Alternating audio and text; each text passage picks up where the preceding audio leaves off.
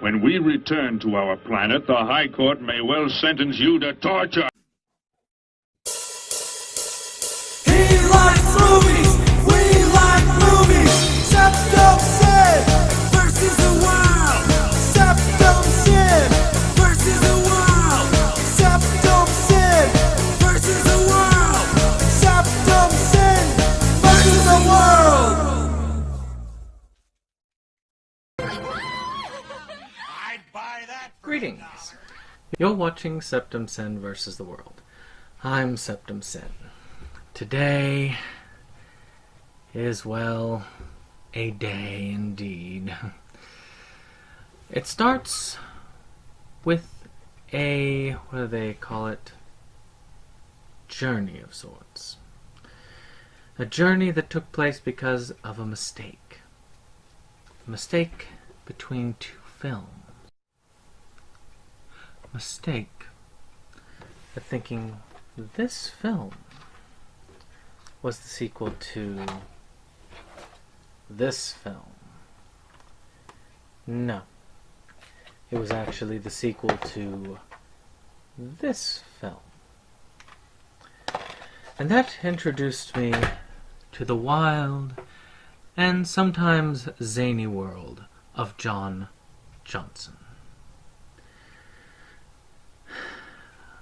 But I thought, 4 Skeleton Key movies, surely that's the end. I was wrong. And here we have Plan 9. A remake of a film that many are familiar with. I have it in my collection right here. As you can see, I can just pull it off and dump everything on the floor. The Plan 9 from Outer Space. Wait, that's Glinda Glinda. Plan 9 from Outer Space. That being said, being an Ed Wood fan, as you can no doubt tell by my nice Ed Wood box, I had to dive once more into the abyss. And thus we have John Johnson's Plan 9. So, like everything when it comes to our DVD, Blu-ray reviews, I'm not just reviewing the movie, I'm reviewing the edition itself. This is the DVD edition of the film, and despite what it says on the box, there are special features. If you were to read the box, it would just be widescreen presentation, English 5.1, and closed captioned. Well, first off, there's a lie right there. There is no closed captioning on this disc. I probably got a dysfunctioning disc, but if one of you has a copy of this and says my closed captioning actually is working, let me know in the comments below. That really was a major blow to me. I could have used it, and I am sad. But things that did leave me happy were the other special features. You had a commentary, and one of my favorites is a series of mini episodes starring Criswell, a play on the real Criswell from Plan 9 from Outer Space, a sort of end-of-the-world psychic. But there were other fun things, such as some behind-the-scenes work, a look into the music of Plan 9, and in general, a slew of special features, all introduced by John Johnson himself. So, thus far as a disc, subtitles aside, I must admit, I was quite pleased with the execution of the special features. So what is Plan 9? Well, we're going to Nilbog. Alright, let me, to Nilbog. A small community, but with a very big story. Aliens have crashed to Earth, and they are resurrecting the dead, with the plans of forming an army to destroy all of mankind. Now, can they survive the horror? Well, you'll have to watch and find out. The story itself has a lot of similarities to Plan 9 from Outer Space, and some more than others. And I would recommend you do what I did on my third watch through, which is to watch them both back to back. It is a fun experience. And that leads into the positives. I absolutely loved the opening scene. If this was the tone of the whole movie, I probably would have given this movie an 8 right off the bat. It was hilarious. Just the introduction with Criswell, and then how it breaks down. It starts off a lot like the opening of the original film, which is a nice little Easter egg, I guess you could say. And just in general, it was hilarious to watch.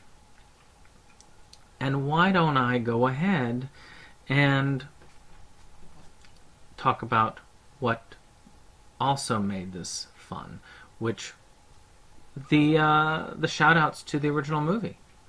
You had your actual Tor Johnson like character. You had your Vampira character. You had your Bela Lugosi character.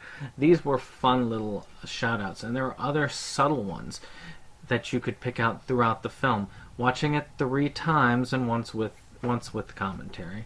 Whether you call that a rewatch or not, I don't know. But watching it, I have to say, this was fun. And I would not have gotten as many things if I had just done one watch through. Now, you may have a different opinion on that. I would love to, again, hear this in the comments below. But that, to me, was another major bonus to this film. Now, the next is, character-wise, there were only 2 that really stuck out to me. The first was Criswell.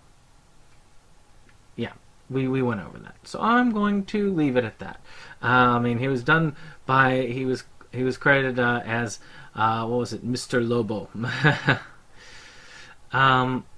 And then, of course, you had Lucy Grimm's character. Lucy Grimm, which is Sarah Eshelman. I probably butchered that name. And she was probably one of the more fun characters in the main movie. Whereas Criswell fell into the background, she actually was good in the foreground. One of the few that I felt really moved to the foreground. Back when you see playing with the aliens on the saucer, which, by the way, another toss out to the Ed Wood crowd, but just saying that's for fun. These were things that I thought stuck out in the film, and the character itself was fairly well written and fairly well acted, helping to push that story along. The next, it is the makeup. One thing that I have seen as a consistent factor in the John Johnson works I have seen is the makeup is above par. It actually, and this most definitely kept improving upon that. The makeup on the zombies was really good. The general effects were very fun. I love practical effects in films, and they make good work of the practical effects that they do use. And with practical effects, it takes a tremendous amount of creativity, and this has shown through here. Now, I mean, it is I mean, whenever you're going with a zombie film, you're going to have some gross out type stuff, so that could be a negative. But to me, that was one of the big things. Like, even in the Skeleton Key films, the practical effects were on point. I had to give that nod to those films. And of course, when you're talking about the practical effects, you gotta talk about the zombies. I love how the zombies were done in this. They flew into the face of the conventional wisdom when it comes to zombies. Shoot them in the head. If you're bitten, you're going to become a zombie. And that's not the only type of zombie out there. And this film showed that, yes, there are other types of zombies. There are other ways to make a zombie. And then how they say that you kill them, even more creative. I'm not going to go into details. I don't want to spoil this. You'll have to watch this for yourself. But I do believe that this was one of the more creative uses of zombies. So what about then? Well, no, wait. I've got one more thing on the positive. And that is the music. I do believe that the soundtrack to this would be worth buying. I need to look it up and see if there is one available. If there is, definitely check it out. It is worth checking out. I really did enjoy the soundtrack. At first, I had some issues, and I'm going to talk about that in a moment. But by the third watch through, I really got to appreciate the soundtrack. It was fun. It helped build the pace of the movie, and it was, in general, cats. It was, in general, well worth hearing. Probably even be better on its own without the movie. So, let's roll into the negatives, shall we? Now, the movie itself does have some pretty big negatives, and one of which is, again, on the music. Now, this may be the fact of how I watched this, but this was the same. And I played this twice on one player, once on another player, and this issue was still the same. It's the same with a lot of movies. I had to go and play it on a special player that I have that fixes this effect. But there's an effect with movies where the music is like 50 times louder than the voices. So you're turning it up to hear what those people are saying, which I have to do because I have some hearing issues and there's no closed captioning. So I'm sitting there listening to this and it's like, "Bah!" The soundtrack just jumps out and you're just like, and then that was how I was feeling. Now, my third watch through, I was able to take it to a player that was that has a special sound bar on it that lowers the volume of the music and keeps the volume of the voices high so that they're in balance with each other, which is what I would go for as far as, you know, in general, any of these films.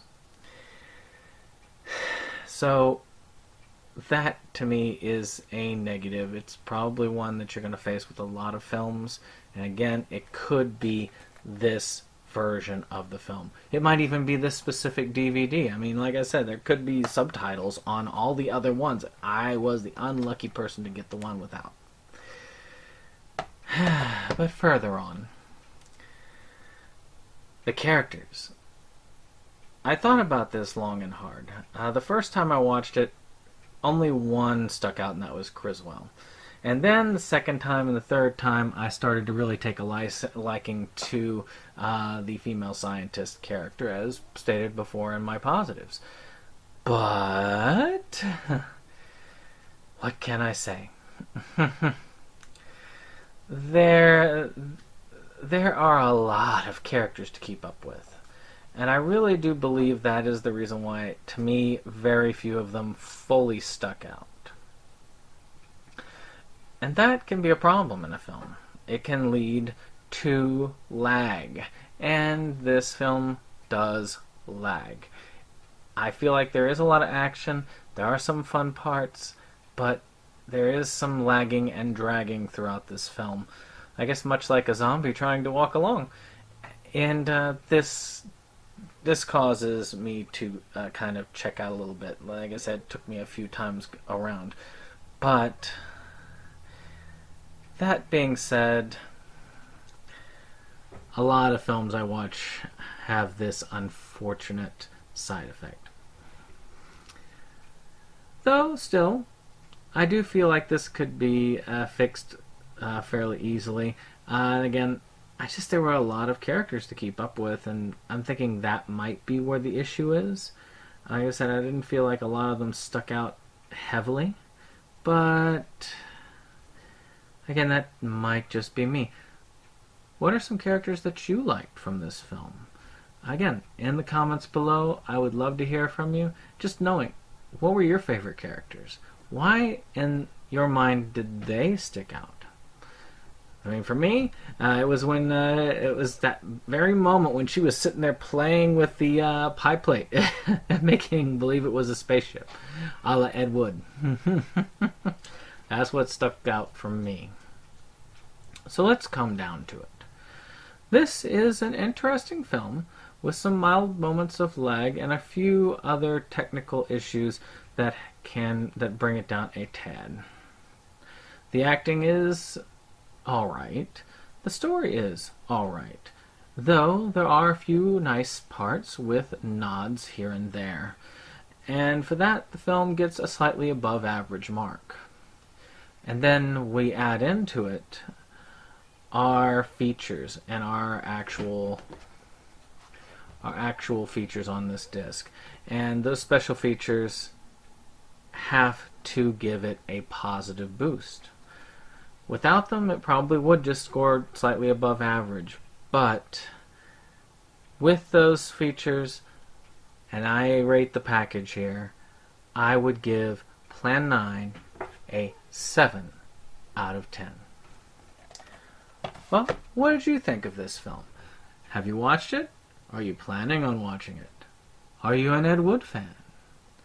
Do you not care? Did you click on this video by accident? If so, hey! Now next time, after you've shared, commented, and subscribed, and of course liked my video, we'll come back for our next review. And then this channel, I have decided to review things that are on the roads less traveled. Films and TV that you don't hear as much about in this day and age.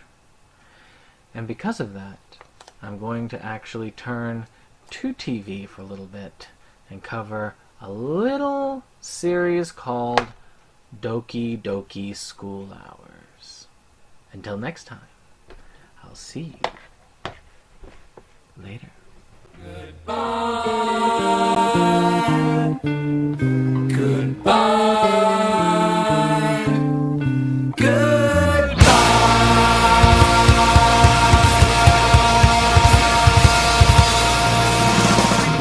You're watching Septum Sin versus the World. I'm Septum Sin.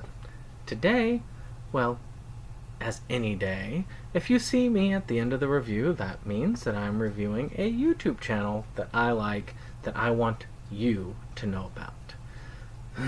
Today's entry is Anime America. Now, they are a channel, and as you can see, I have a representative t-shirt, which you can, by the way, buy. Just go to their site, check it out, buy some of their merchandise, and be supporting them, or be supportive of them. They are a site that works with anime. I am an anime fan, and for those of you who actually watch the channel, you should know this. Of course, if you look in the back, I'm sure you can see plenty of anime titles on the shelf. So what they do is anime reviews, top 10s, reaction videos, and of course, general vlogging. They have nice little animated avatars that do a lot of the talking for them, but they also show their live-action counterparts a lot of the time. These are fairly talented people here, and they present the content in a fun and energetic manner. Now, my favorites are the top 10s, because the top 10s, they do it in a fun way. They usually have a little story along with their top 10s, and if anybody knows anime, young and old anime, these people do.